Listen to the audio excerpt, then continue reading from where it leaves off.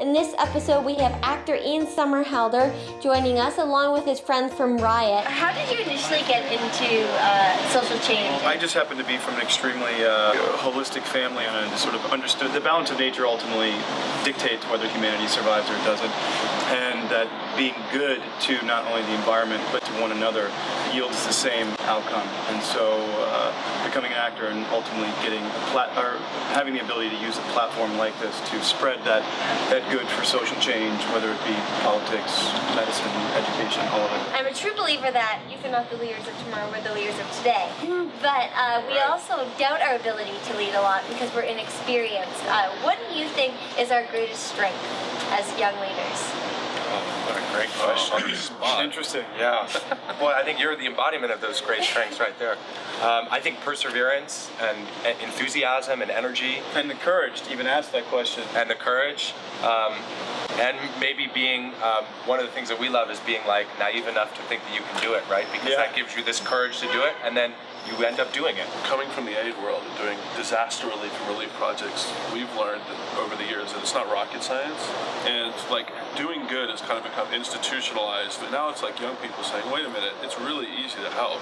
You know, you just have to get out there and do something. So we're seeing kids starting to volunteer in the local communities, people wanting to take action. You know, I mean, just look how many people wear Tom shoes now. They're not in the field doing something necessarily, but just that action is doing good.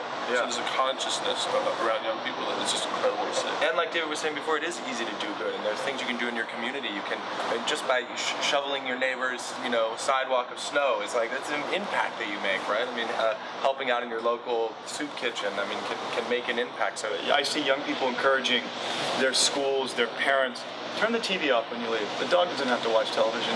You know how much energy that's sucking, and ultimately decreasing the amount of power that we need and altering our lives to live a much more in a more holistic framework. I see it with the Ian Somerhalder Foundation.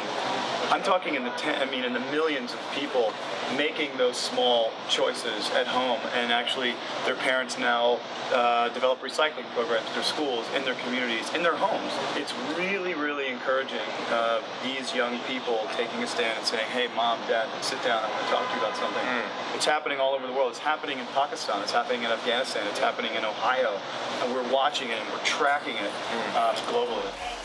Guys, thank you so much for your time and your efforts and your love. Appreciate it. One of the things that we love is being like naive enough to think that you can do it, right? Because that gives you this courage to do it, and then you end up doing it.